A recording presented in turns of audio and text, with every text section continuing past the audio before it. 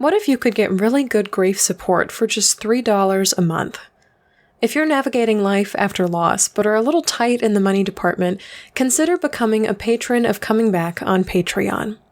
Listeners who support this podcast on Patreon receive weekly grief journaling prompts released every Monday morning and a once-a-month private grief hangout with me. If you're looking for an easy, inexpensive way to stay in touch with your grief, become a patron now at patreon.com/ShelbyForsythia. Your monthly pledge helps me keep this podcast on the air and allows me to produce online courses, books, and very special grief experiences for grievers just like you. Get started now at patreon.com/ShelbyForsythia. Thank you so much for listening.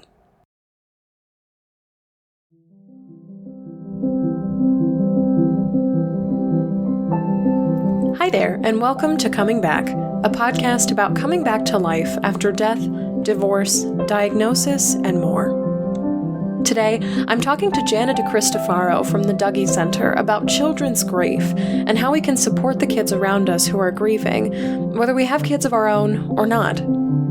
We're discussing why repeating the facts of what happened is often really necessary for kids, why you might consider making a scrapbook or written story of a child's grief, and why we really need to stop the cinematic stories of grieving kids as broken, or conversely orphaned kids as extraordinary superheroes. I'm Shelby Forsythia, an intuitive grief guide and author who speaks, writes, and teaches powerful truths on grief and loss. My mom's death in 2013 set me on the path to becoming a lifelong student of grief, and I use what I learned to create a world where grief is welcomed, normalized, and even embraced. Because even through grief, we are growing. Let's get started. Hi there, grief growers, and welcome to Season 8 of Coming Back. This old girl is still going strong. Thank you so much for joining me today. First and foremost, I want to give a huge and tremendous thank you to everyone who has ever listened to Coming Back through the years. Just yesterday, on New Year's Eve 2019, Coming Back crossed 100,000 downloads, which means this grief-affirming show has reached people who need to hear it 100,000 times.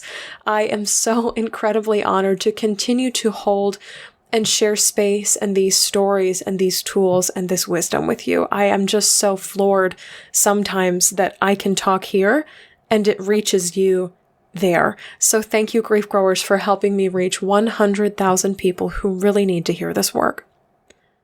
Second of all, grief growers, I am so honored to welcome my very first batch of students into my 12-week online course, Life After Loss Academy. I had so much fun over the break logging on and talking about this course with you live and sharing how I learned to feel safe again, practice stitching the perfect griever, and release the hopes, dreams, and expectations that I used to have for my life before the loss of my mother in 2013. It was really especially powerful for so many of you to join me on December 26th, my mom's death anniversary. So thank you very much for joining me for that live broadcast. And if you'd like to see a replay of that, it is up and available for you on my Facebook page, Shelby Forsythia Intuitive Grief Guide, and I've also cross-posted it to YouTube as well. So if you search Shelby Forsythia, it should be one of the more recent videos that's been posted there. If you'd like to see it again, there's a lot of cool, helpful tools and resources in there.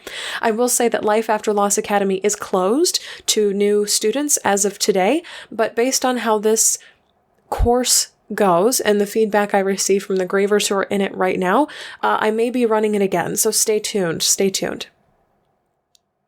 Lastly, grief growers, before we get to the interview today, I want to unveil a very special new project I'm working on, and I get chills already talking about this, so I am so stoked to bring this your way. And the project is this. It's a book about how grief impacts our friendships.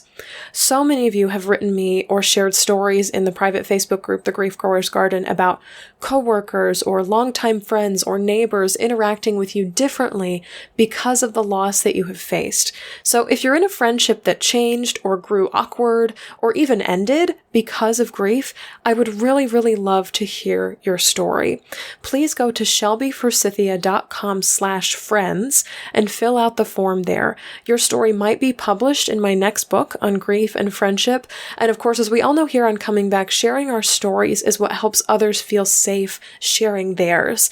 And my ultimate goal with this book is that it will help grievers who are struggling with feeling abandoned or left out or even emotionally attacked by friends start meaningful and important and powerful conversations about how grief has changed their friendships.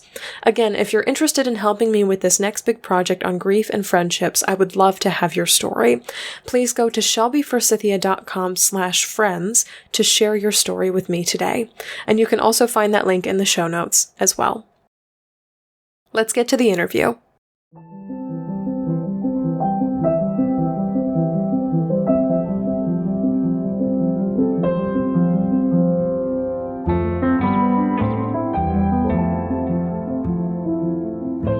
Jana DeCristofaro is the Community Response Program Coordinator at the Dougy Center for Grieving Children and Families in Portland, Oregon. Started in 1982, the Dougy Center was the first peer support program for grieving children. On staff for the past 17 years, Jana coordinates grief support groups for children, teens, and young adults. She is also the host and producer of the Grief Out Loud podcast and step-parent to Captain, the Boston Terrier. Grief growers, I am so delighted to have Jana DeCristofaro on the show with me today because her podcast formerly, remind me, Jana, what was it called before Grief Out Loud? We originally started with the name Dear Dougy because we imagined that's right being sort of a question and answer, but we quickly moved into having so much content and people we wanted to interview. So we changed the name to be a little bit more, representative of what we're trying to accomplish with the show. I love it. So grief growers, I listened to Jana DeCristofaro's podcast way back in the day when it was Dear Dougy, and now the name has been changed to Grief Out Loud, and it is just a phenomenal resource not only for grieving children and their families, but people who are grieving all over the world. So Jana, welcome to coming back. I'm so excited to have you here. And let's start off with your loss story. Well, this is always a hard question because there's lots of them to choose from at this point in my life. I would say when I first came into the world of working with grieving children, the stories I carried with me were the death of both of my grandparents. When I was in high school, my grandmother was hit and killed by a subway train, and we never found out if it was suicide or an accident or somebody had pushed her. And she died less than a year after my grandfather had died of cancer. So that was a story that was really formative for me in my rest of my high school and college life. But since working at the Dougy Center, I've had a few friends die. And most recently, my friend Aiden died from a brain tumor. She died just a little over 2 weeks ago. I wonder, the first question that's springing to my mind, and something that I think a lot of grievers ask themselves is, do you ever get used to grief or death in your life? Has it assimilated as a part of your life, or is it always surprising when it happens? I think yes is the answer to both of those options in that every experience is so different. And so I think after working in the grief world for 17 years, I have an understanding of what could be part of the equation, but I'll never know exactly which elements are going to show up in this specific equation. So yes and no to like getting used to. I think it's more getting familiar with how grief can show up. Also holding close to the idea that as different people in my life die, I really have no idea what it's going to feel like, and if there's going to be even elements I'm not currently aware of that are going to be part of that equation eventually. I love that you use the word equation because I'm thinking of like in middle or high school when you learn PEMDAS, where it's like parentheses, whatever it is, multiplication, division, addition, subtraction, like that's the order that you do long form equations in. And you spoke to this notion of like, I've got, pieces of the equation that could show up with this particular grief, but then there's other things that could show up that I'm not expecting. Like, what if we did the square root of it, or squared the number, or put the whole thing over X, then what would happen? And it speaks to this, I love that you use the word familiar, to this familiar and yet unpredictable nature of grief. And so much of the work that you do is with kids who over and over and over again, we're told, crave stability and routine and kind of a foundational roots in the ground. And so I'm wondering, kind of in your 17 years of experience, how do you come to teach kids that there's just some pieces of the equation that won't be known or certain or solid? Honestly, I think it's less about me teaching kids and more about them teaching me, because they're discovering things in their grief that they come to our grief support groups and share, and they add more elements to my sort of mental equation of what grief can and does end up looking and feeling like. So I think there's an overall sense of talking with kids and teens and adults about how grief can be any number of things, and it's often so much more than how it gets stereotyped in books and movies and media. So normalizing that for them, that there's going to be elements of grief that show up that are surprising, and they're thinking, is there something wrong with me? This was not in any of those, movies I've seen my whole life. So to set the stage and give permission for the landscape to include a lot of unusual or unexpected feelings, thoughts, events.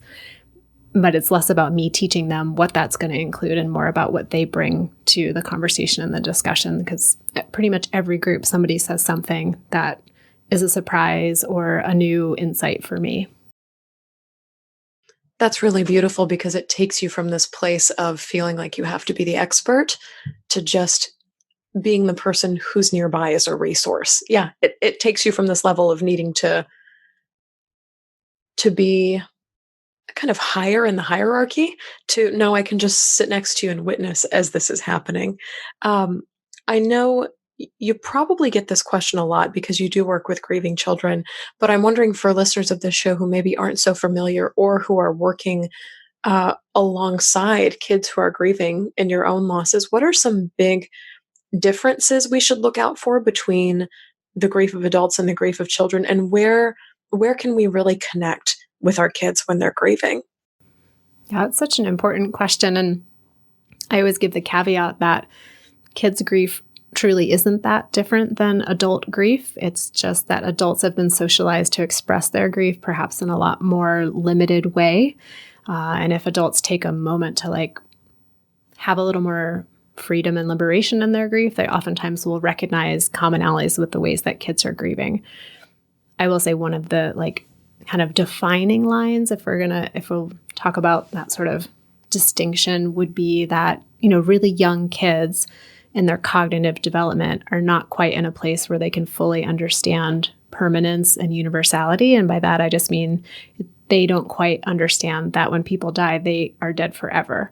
They don't come back, and that they don't totally understand yet that everyone will eventually die. So those can be really new concepts for really young kids. And so it requires adults talking to them in really concrete ways and repeating things over and over again until their brains progress to a place where that is a fully formed concept. That said, I hear from teens and adults all the time who logically understand that when people die, they don't come back. But they say, every day when I walk in, I still expect to see that person. Or at 7:30 when they used to come home from work, I still find myself listening for the sound of their bike pulling into the driveway. So we get it, but we also still feel and can connect to the way kids are like, wait, why aren't they coming back? Are they just on a trip? Did they get kidnapped by the FBI? Are they in witness protection? Maybe they can come back one day. For what it's worth, one of the biggest dreams that I entertained, probably for the first 2 or 3 years after my mom died, was that she's on the world's longest vacation. Mm-hmm. I was 21 when she died, so you could reasonably, by all accounts of the law, call me an adult, but I still had this fantastic idea. I'm like, oh, she's just gone without cell service for a while, like a long while. And sometimes still I'll go home to my house in North Carolina, and I'll expect her to be there. And it's still devastating on some minor level when she's not.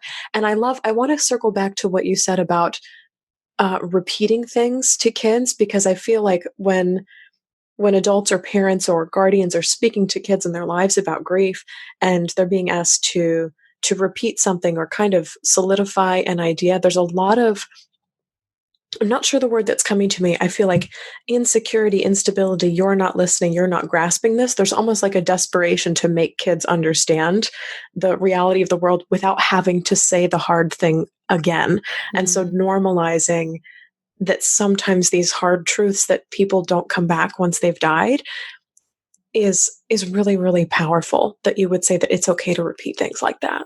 Yeah, okay, and likely necessary, and also recognizing the emotional toll that can take on the adults in this child's life, especially if the adult who's their primary caregiver is grieving their own loss. So if it was a child and a parent died and their other parent was still in a relationship or had a connection with that person, they're dealing with their own grief. So every time they have to repeat it to their child, they're having to repeat it to themselves.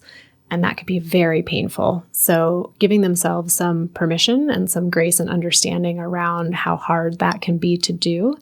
And some families get kind of creative where they maybe make a little storyline or a storybook. And so if kiddo's like, hey, is daddy coming home this weekend? And be like, honey, remember daddy died. Let's go look at our storybook about it.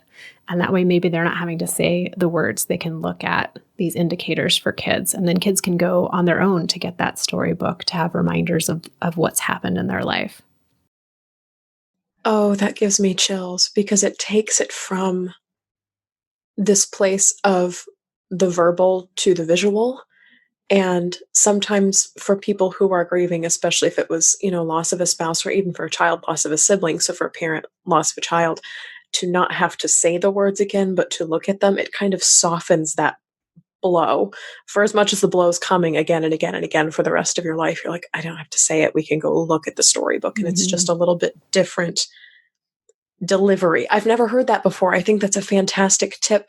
And that too kind of speaks to this human, and especially this child, desire to have scrapbooks or memoirs, or pieces of, here's where I came from, to know what my story is.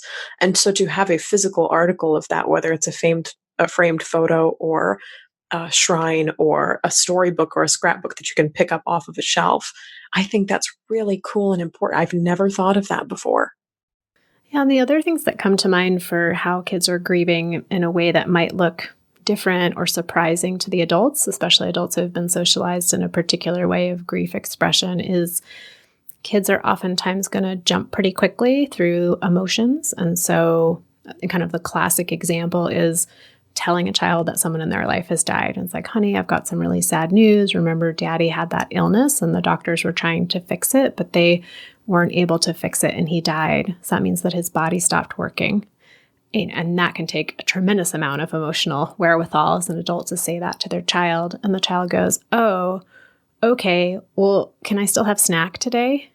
And that can be kind of devastating for the adult, of expecting maybe tears or raging or something that would be a reflection of maybe how that adult is feeling. And for kids, they're going to be processing this in small amounts, as much as they can. And so a kid might go have snack, they might play with their friends, and then later that night, there might be an emotional expression that looks familiar to us, or it might be a few days, and it will come out in small pieces along the way. So that can be surprising for adults, and keeping in mind just our understanding that grief is not something that has a timeline, and it's not going to wrap itself up at a particular time. And so being really aware that kids are going to continue to process this death and what it means for them and their identity at every point in their life. So as they grow older, they may revisit the loss in a different way.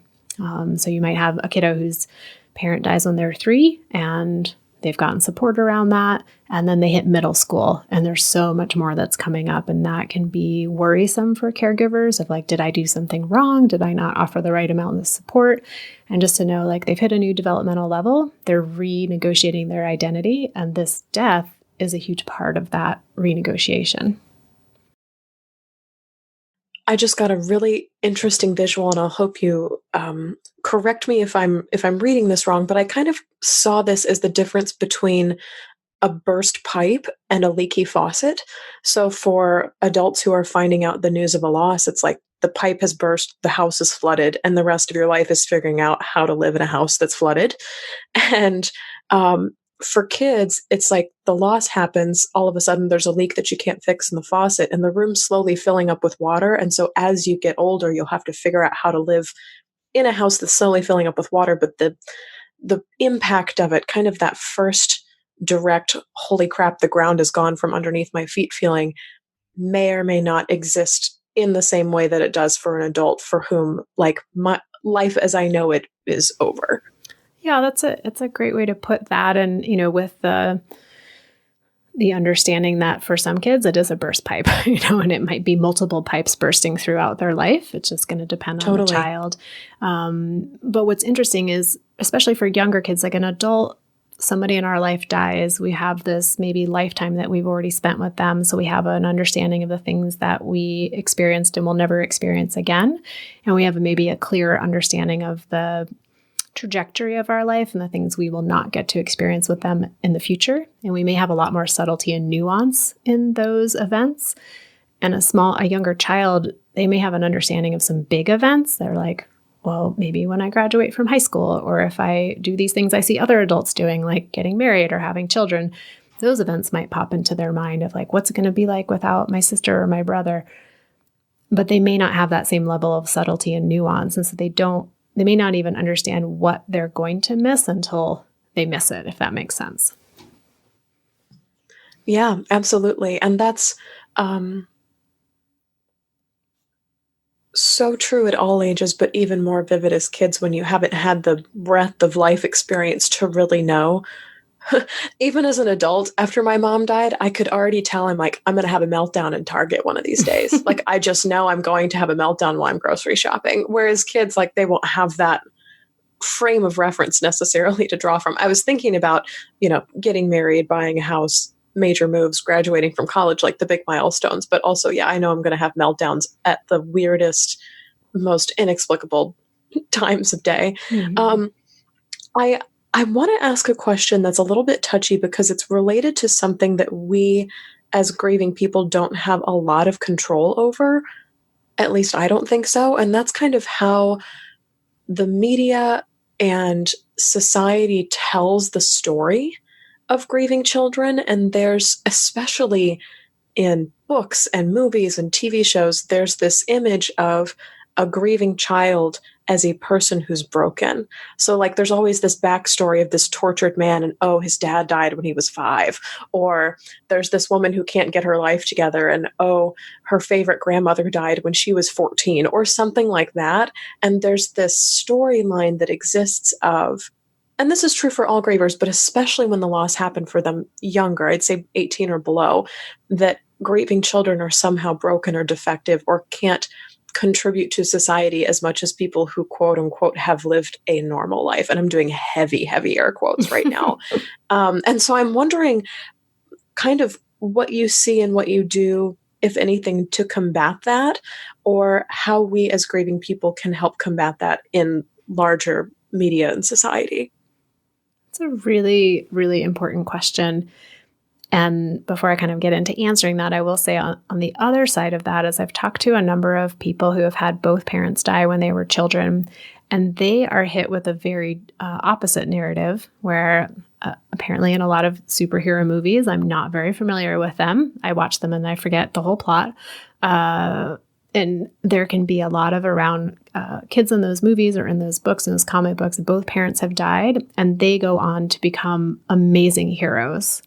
Oh, yeah. The myth of the glorified orphan. Exactly. So it's interesting. Like, if you have one parent or sibling die, you're doomed for life. If you've had both die, well, you're going to change the world. Like, those are very confusing and very limited narratives.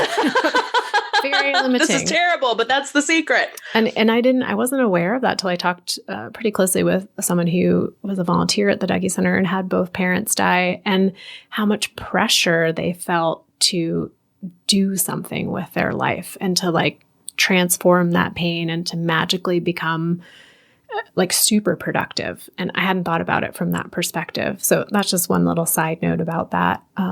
This idea of people being broken and forever damaged because they've experienced a death at a young age, terribly limiting and not true. And I think about the difference in the specificity of language. It's like, is there a way to share with kids and teens? Yes, you've had someone in your life die. That will continue to affect you for the rest of your life, but it doesn't have to limit or damage you, if that makes sense. And so, the challenge can be if we move from like, you're going to be fine, and then kids can feel pressure like, is this not even supposed to be affecting me the rest of my life? Or, oh my gosh, I'm so worried about you. You're going to be wrecked for the rest of your life, which is also really limiting in that way. So I wonder about sitting in that place of letting kids know that it's totally okay that this death and this loss will continue to be a part of your life narrative. And you're in no way damaged or unable to accomplish and do all the things that you want to do in your life, and to find ways to connect and build relationships that have a foundation of joy and support and understanding. I kind of lost myself in that. Did that make sense? I was like, I'm so excited by your response, because I'm like, yes, thank you for speaking to that. I gave you a really big question. I'm like, solve the issue of the society story. And you were like, okay, I'll give you another trope and we'll talk about the trope I displayed. I think that's so powerful. And it really leads into the next question I want to ask you, which is, how do people who do not have kids kind of access the ability to grieve alongside kids who are grieving? Because I think we thrust so much responsibility for dealing with grief onto parents, as in, like, this is a household activity, kind of like sex ed. We talk about death, sex, and money only at home. It's not taught in the school system. But I know there are grief growers listening who are teachers, who are, public servants in some fashion. They're just aunts and uncles. They're just alongside children in some capacity. And they're like, I could have this conversation, but I'm not entirely sure where to open the door, and or what my responsibility or where my boundaries are as someone who is not the parent of this child. So I'm wondering if you could speak a little bit to a non-parent role in a grieving child's life. Well, I'll start by saying it's really heartening to know that there's lots of people out there, especially in your audience, who want to know and are interested and are inspired to support grieving kids, even if they aren't parents or caregivers to these particular children who are grieving. Because I think that is what helps with what we were just talking earlier about the narrative of grieving children being broken or damaged, is if there is a community of support, that's going to be so foundational for helping kids figure out a way to integrate this loss in their life and live their life in a way that feels right and good to them. So thank you to everyone out there. At the Dougy Center, we have over 200 people who are volunteers, and they come and they work directly with the kids and the family alongside the staff people who run the peer support groups. And one of the biggest fears folks have coming into that role is, I'm not a parent, or I'm not someone who experienced the death of a parent or a sibling when I was a child. Can I do this work? Can I be helpful? Can I be supportive? And the answers are resounding yes, in that you don't have to have the exact same experience to show up and listen without evaluation or judgment. You just have to have a willingness to show up without judgment or evaluation and to listen. And for a lot of the kids who come to the Dougy Center, being able to talk to people who aren't in their immediate or extended family is so valuable, because they get to talk to people who aren't personally affected by the same death.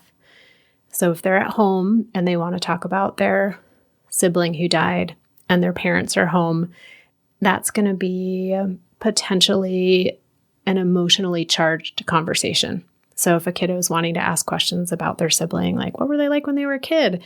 And they just want to hear what they were like.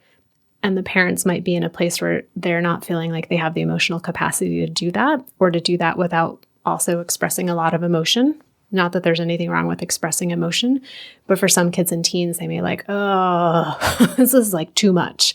And they really appreciate being able to talk to folks who can be a little bit more removed from the situation. Say, oh, well, you're really wondering what your brother was like. Well, what have you heard from your family? Or what's a photo of him that you really remember? And what kinds of things did he like to do? So we're able to ask kids questions and reflect their emotions without being so personally lit up by that conversation. So I think people are in a really great spot to be able to do that. I love that. It's like approaching grief from the back door instead of from the front door, because it's not immediate family. It's not that really, I'm getting like a tender heartstrings connection, but it still has that level of empathy and curiosity that you want anybody who's listening to your grief story to have. So that's a really neat angle to come at it from. Is like there's actually a privilege and a little bit more of, there's like a novelty for kids to talk about grief with somebody who's not also grieving. Or at least not also grieving the same person. I think there can be a lot. Yeah, because at the end of the day, we're all grieving, aren't we? Right. So there can be a lot of resonance of like, oh, you were my age when your parent died, but I didn't know your parent and you didn't know mine. And so we can talk about each other's people without sparking unexpected emotions, or perhaps saying something that it's hard for somebody else to not take personally, just because everything can be so elevated when we're grieving, in terms of like, we might just be at our max really easily. And so then sometimes people want to like, well, how do I bring it up? How do I talk to kids about it? And I think just being really straightforward about it, to say, I heard about your dad dying. I was really sad to hear that news. I didn't get to know your dad, but I'm really glad I get to know you. And if you ever want to talk to me about him and who he was, I would love to hear more about him. So that can be a good opening, because oftentimes we say, if you ever want to talk about your grief, or if you're having a hard time, let me know, I'll be there for you. And that can be a big ask for kids. Say, like, well, and grief is like an abstract concept. Mm-hmm. Right. So like, what do you mean by my grief? It's a bit up in the clouds. Right. But you say, my dad died and I'm here if you want to talk about it. It's like, oh, okay, I'm with you now. I know where you are on the map. Yeah. I mean, one of the biggest teachings I got from our groups here was when kids and teens would say, it's great because I get to come here and I can talk about my grief, but I really love being able to talk about my person. And a lot of people want to know how I'm doing, but not that many people ask me what I'm missing. And that can be a really a good way in. And that as you're talking about the person and talking about their memories and the things that they miss, you may also be opening an opportunity for kids to share, I feel really guilty about this, or I feel really regretful about this, or I'm super angry that this happened, rather than going right to the emotions to start. Yeah. Because emotions are hard to find and pinpoint. I mean, as adults, but then even as kids, when you're like, I'm feeling something, I'm not even entirely sure what this is yet, so I don't have a name for it, and so I'll just be quiet. But if you can enter with a memory or a favorite smell or a thing that we did together, when I was this age, or that funny road trip that one time, that's a different way to kind of to geolocate where grief is without actually having to talk about grief. You're talking about the person. I'm wondering, kind of going all the way back to the beginning of your loss story with the loss of both of your grandparents, who your community was and who your people were that supported you, because you lost them in high school, kind of still at that child going into adulthood age, and what was most helpful to you then? That's a super hard question. I don't remember much about that time of life. There was so much happening. I think it was one of those experiences where the whole family was really affected. And because I was 15 and being sort of in that place of being a teenager, of being so connected to my peers and starting to be less connected with family, I was pretty disengaged, I think. So I don't really remember needing a lot of support or seeking a lot of support around those specific deaths. And I think I've heard other teenagers talk about that, where maybe it wasn't so much that their parent died, but if their parents were grieving, like when they get to be older and they're experiencing their own more closely connected grief, there can be some guilt or regret of like, how could I have not known how much that was affecting the other adults in my life, which is pretty normal and valid for teenagers, I think, to be a little disconnected in that way. So I really don't recall seeking out support or needing support that I wasn't getting. I do think it made other large transitions that were happening, like graduating high school, going away to college, a little more fraught. But at the time, I don't think I made any connection between there being this significant loss in our family and the fraught nature of those transitions, if that makes sense. Yeah, it does. I kind of got this visual of like, everybody's standing on rocky ground, but we're not sure why. And like there's something underneath it, but it doesn't necessarily have a name or a face yet.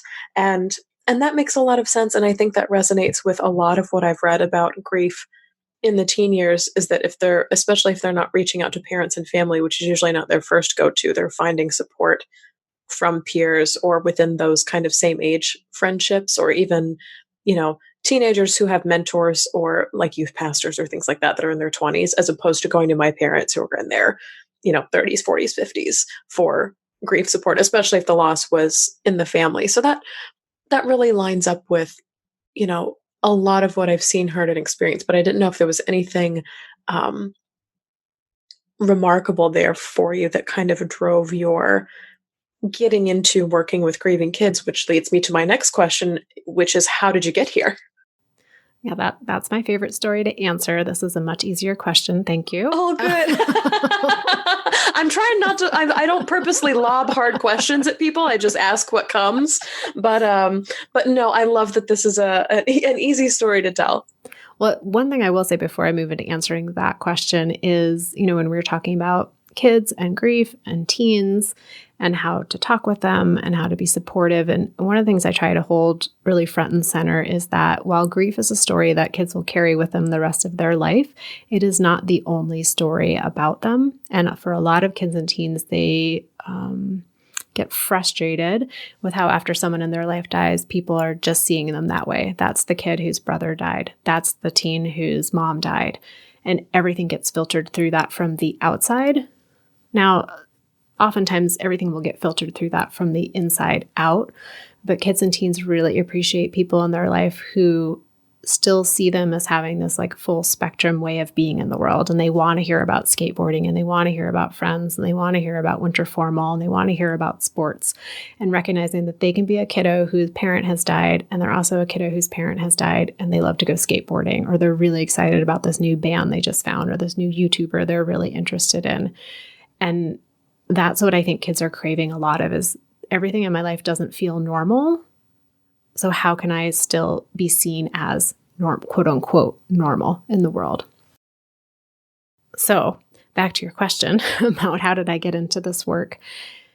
Totally by accident. I had gone through my Master's of Social Work program with the understanding or thought or goal of doing more traditional outpatient psychotherapy, counseling, therapy. And when I graduated, I was like, I'm terrible at that. No one should let me sit alone in a room with a child or an adult and try to help them with their problems. So I'm going to do something else. I will do research. That seems fine. It's numbers. They add up. There's like a tangible result. Feels really good. So I did that for about a year and was really noticing like, oh, the whole reason I went to graduate school was because I do like being around people and not just numbers. So a friend of mine encouraged me to reach out to the Dougy Center and see what was happening with volunteering, because she had seen a presentation from them when we were back in grad school. And she's like, I don't know, there's like teddy bears and pillows and kids crying. I think you'd like it. So I was like, okay. So I called them up and managed to like sneak into their next volunteer training. And in the first 5 minutes of being in the volunteer training, it was the only time in the last 2.5 years of graduate school that I heard an approach to working with kids and families that felt like it really fit with how I want to be in the world. So there's so much value to therapy and psychotherapy. And for me, at least in the realms I was working, it felt really directive and prescriptive. And I felt like I had no answers at all. So I really loved the Dougy Center's approach to grief as something that's totally natural, totally normal. We're not here to fix it or change it or shape it or influence it. We're really here to acknowledge it and validate it and create an environment and a community where kids and teens can talk about what they need to talk about and do what they need to do and kind of find their own path in their grief. And we're here to just like hold up the ends, hold up the sides for them and make a safe space for them to do that.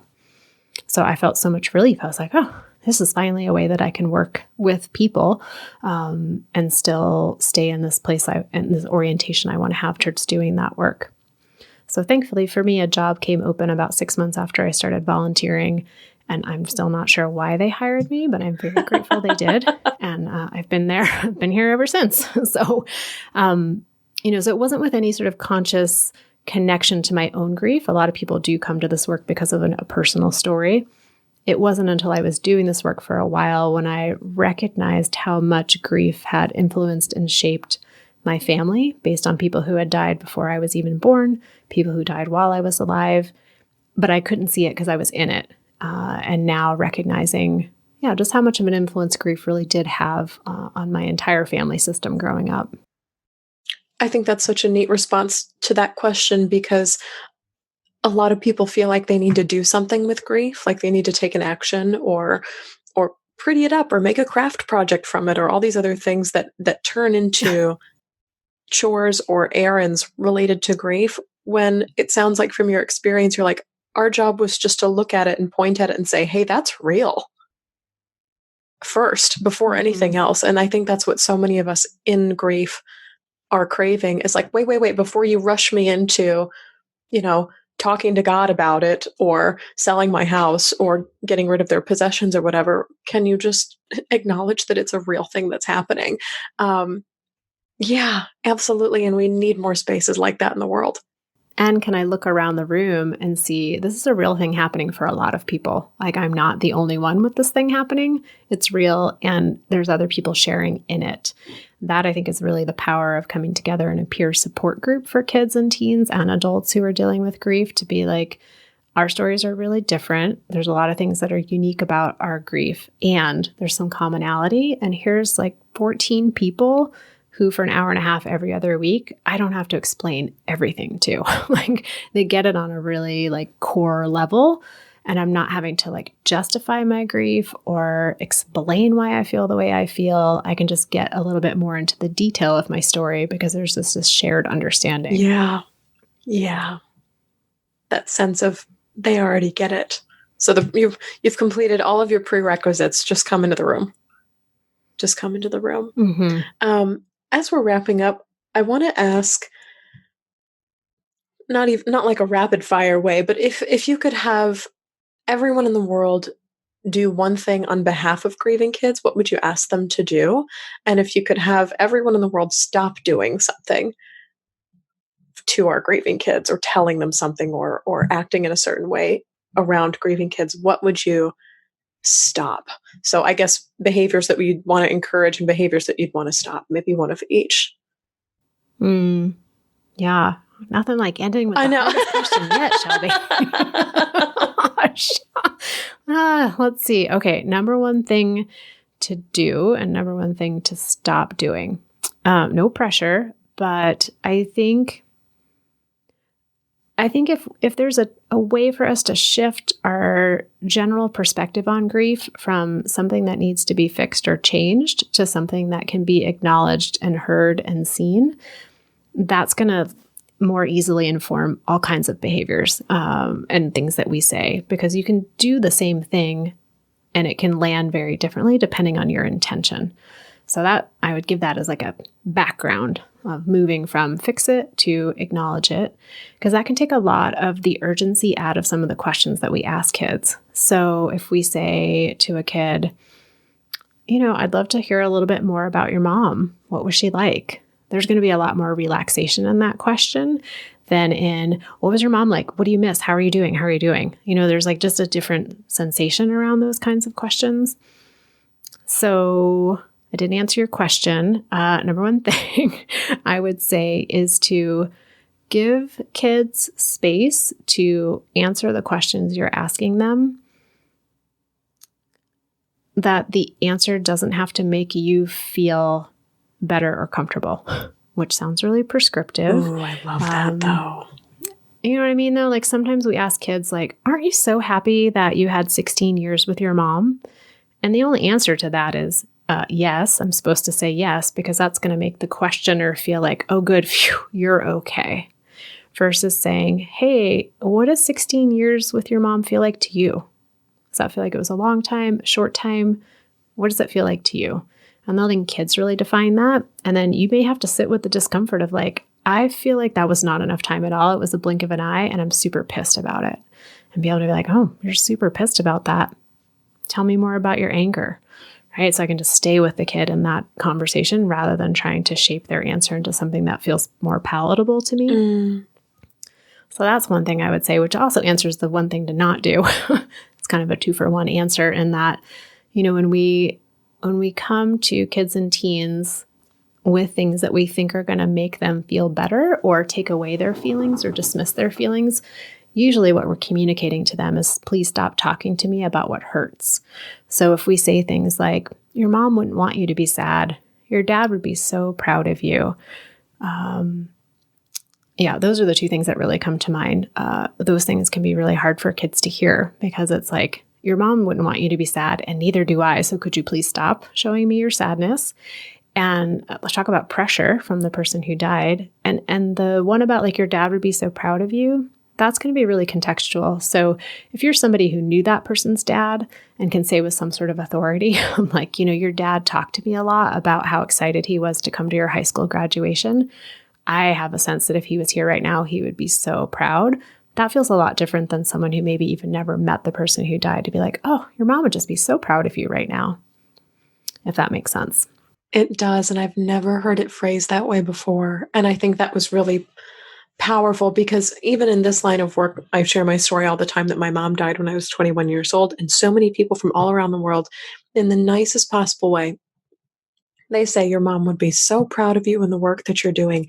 And some part of me has always been a little squicked out by that, but I never know why.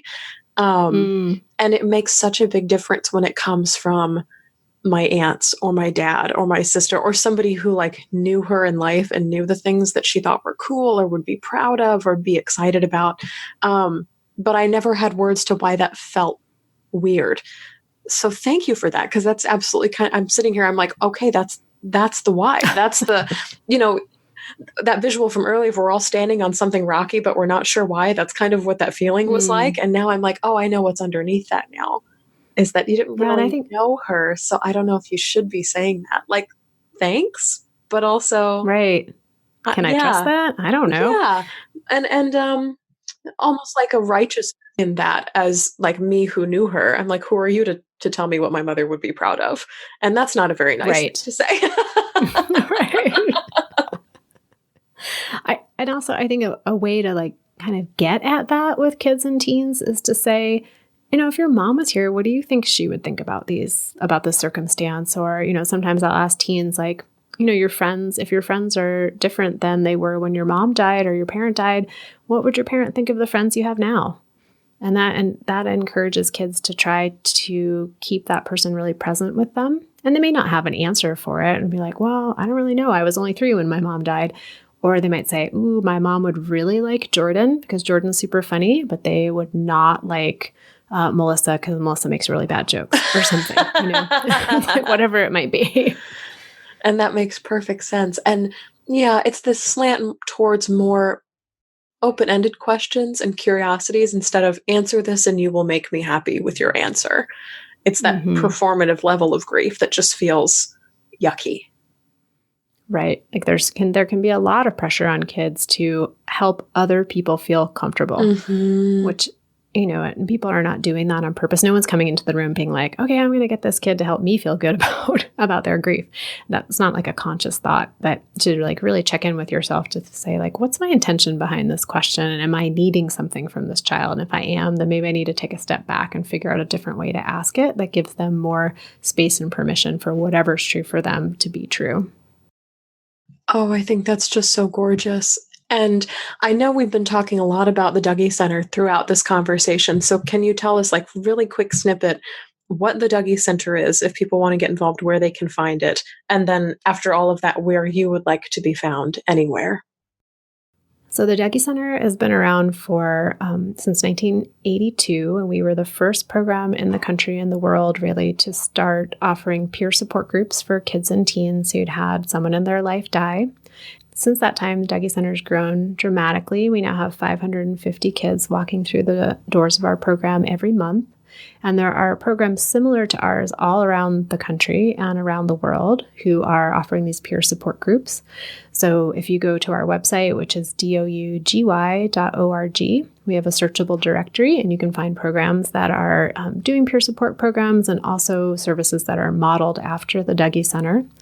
So we primarily work with kids and teens who have had a parent, a sibling, primary caregiver, or a close friend die. But we do also have a program called Pathways, which is for families where someone in the family is living with an advanced serious illness. So it might be a child whose parent has pancreatic cancer And the whole family gets to come to the Dougy Center, and there's groups for the people with the illness, groups for the primary adult caregiver, and groups for kids and teens. So that's our local services. And then nationally and internationally, we do a lot of training and consultation for programs and organizations who are wanting to, figure out the best way to show up for people who are grieving in their community. We have a lot of online resources. We have a series of tip sheets. Those are tip sheets for adults who are wanting to support kids and teens, tip sheets for teens themselves, and for young adults as well. And then the podcast, as you mentioned, Grief Out Loud, also has a number of episodes that are really specific for parents and caregivers who are needing some tips and suggestions on how to support the kids in their life. I think that's just a beautiful collection of resources. And I'm like, go since the 1980s, because so many grief resources and people we have on the show are they feel so fresh on the scene. But to know that there were some anchors back then and that they've only grown since is really, really cool. And to see conversations about grief for kids even more in the world, because grief seems to be a very adult, I hate this phrase, but industry, to see conversations happening that are directly for kids that are grieving and to see that growing as well is really, really beautiful. Yeah, and I'm forever grateful to our founder, Bev Chappell, because she had the inkling that what kids most need in their grief, they need supportive adults, they need supportive communities. What they most need is the support of other grieving kids, to be able to be with others who understand what they're going through. And so to make sure that, as we move forward, and there's a lot more resources supporting grieving children, which is fantastic, just making sure we're keeping that balanced with, it's not just going to be things that the adults are doing and saying. It's like, how do we keep these kids connected to one another to find that community, to decrease that isolation? Yeah, the space makers and the web builders. I love it. When you said web, I was like, the internet? No. Like spider web. Got it. Connections, community, also on the internet, a little bit. But no, that vital in-person connection, for all ages, that really reminds us that we're not doing this alone. Jana, thank you so much for coming back today. This has been so enlightening. Well, thank you, Shelby, for having me and also for having your show. It's such an amazing resource, and I'm really excited to keep sharing it with the people in our community too. So that's all for this episode of Coming Back. Thank you so very much to Jana DeCristofaro for coming on the show to talk about children's grief and how we as adults can help the kids around us grieve and grieve better. If you're looking for more resources on children's grief, visit the Dougy Center's website at dougy.org, which is in the show notes for you today. There you can find a series of tip sheets and guidebooks for children, teens, and their caregivers. You can also check out Jana's podcast, Grief Out Loud, which has over 120 episodes on grief and loss. It's a great one. I still listen to it. If you'd like to get interactive grief support for just $3 a month, pledge to support this podcast on Patreon at patreon.com/ShelbyForsythia. You'll instantly unlock access to weekly grief journaling prompts and monthly live calls with me. Thank you this week to Shanna, Lisa, Joy, Yolanda, Melissa, Tammy, Tracy, Rosie, Kim, Katie, and Barbara, who all became Patreon supporters over the holiday season. I am so incredibly grateful for you, your grief stories, and your support. If you liked what you heard today, subscribe to Coming Back on Apple Podcasts, Spotify, Google Podcasts, and tell a friend about Coming Back, because you never know what someone you love is going through. Thank you to Addie Goldstein, who composed our theme music. You can find me on Facebook at Shelby Forsythia, Intuitive Grief Guide, Instagram at Shelby Forsythia, or simply shelbyforsythia.com. If you'd like to leave a question or comment for a future show, email me at shelby@shelbyforsythia.com. As always, my dear grief growers, it was beautiful sharing this space and time with you today. I see you, I'm proud of you and the work that you're doing in the world, and I love you. Because even through grief, we are growing.